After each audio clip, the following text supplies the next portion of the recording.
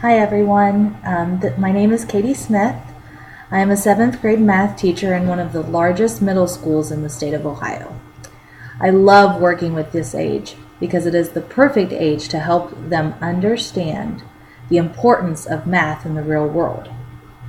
This unit takes two pretty difficult concepts for 7th graders and ties it into something our 21st century students love: texting.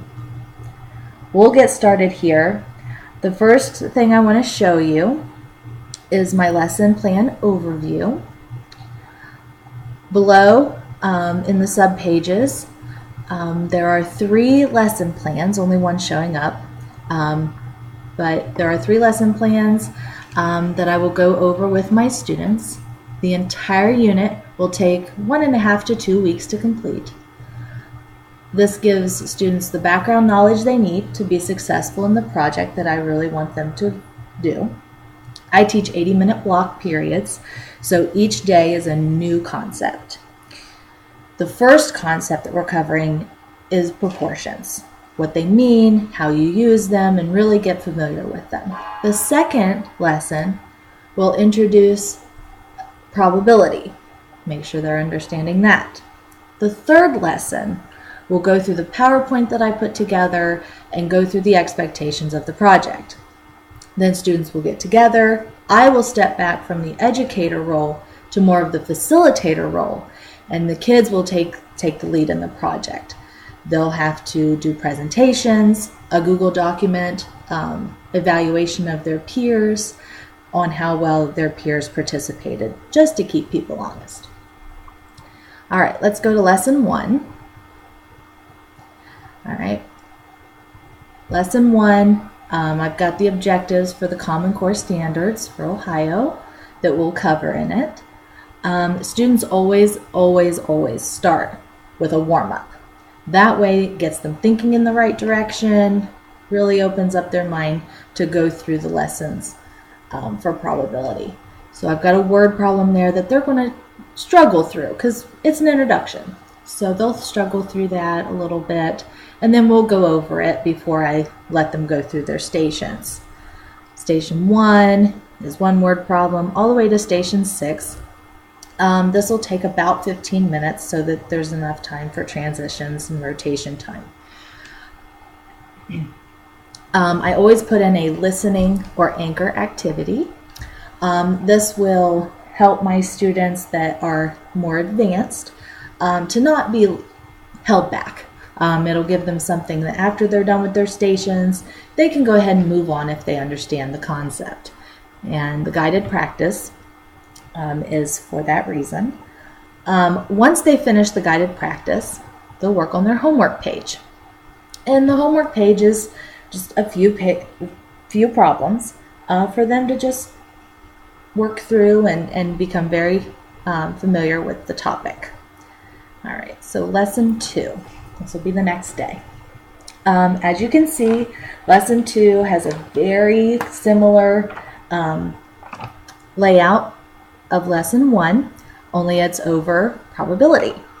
This will help them become very familiar with probability. There is another listening and anchor activity and the homework. Okay, lesson 3. This is when it gets more fun for me and for the students. Now that they've got their background knowledge, we'll be able to start the presentation. It's about texting and driving and the importance of not doing it, how dangerous it is. All the things that the project must include are in the PowerPoint, as you can see here. Requirements, food for thought, things that they need to do, brainstorming, communicate, apply, and reflect. LEA is actually a reflection tool that we use at our school.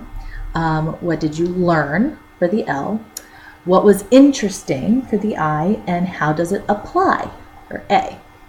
And we call it the LEA tool. After we go through that presentation, we'll pick groups of 3. I will draw sticks so that there's no argument about who's working with whom. And they will, once they get their groups, we'll go to the computer lab. Students can start researching what graphs they can use for their project and facts about distracted driving for their presentation. Each team will set up a blog at bloggers.com so that they can collaborate through the internet instead of trying to figure out some time to meet at each other's houses like we used to do back in the old days. So these discussions will need to be printed out because it's online. They should be able to print out their discussions and attach it to their presentation so that I can see that they collaborated well with each other. To give their presentations, they have to use technology such as PowerPoint or Prezi. I'll give them that choice. Some of them might be more comfortable with PowerPoint. They also can use Skype to talk to other teams so that the similarities and differences are big enough so that not all projects are the same. And then they can also do a poll to really get real-world connection to distracted driving and make up their own words or questions and see what people really think about distracted driving.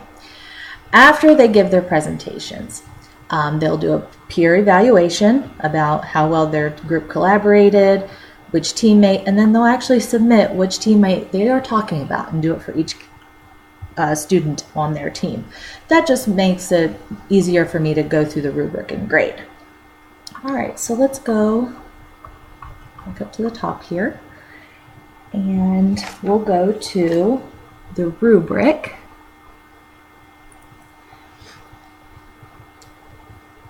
All right, here's the project rubric for my distracted driving. We have the categories down the left-hand side, all the things that the kids need to work on, and how to get a 4-point, 3-point, 2-point, or 1-point. This is a 40-point project, which is about how much my tests are worth in the class. So it's a test grade, which is great. And then let's go to technology. All right, the technology tools that are used in this project, PowerPoint by the teacher and the student, depending on what the student would like to do with it, whether they want to do PowerPoint or Prezi. That's another option to their liking, however they want to do it. Blogger for communication between the teammates. Skype between teams. Excel used by the students to technologically display their data and graphs from their polls. Google Docs for their evaluations. The Google Sites is what I use for my project, and Screamomatic is what I am using for this video. Also, the PowerPoint that I am using with my students is here, if you would like to take a closer look. There are other tabs along the left sidebar. Feel free to check those out, and I hope you enjoyed the video. Thanks for watching.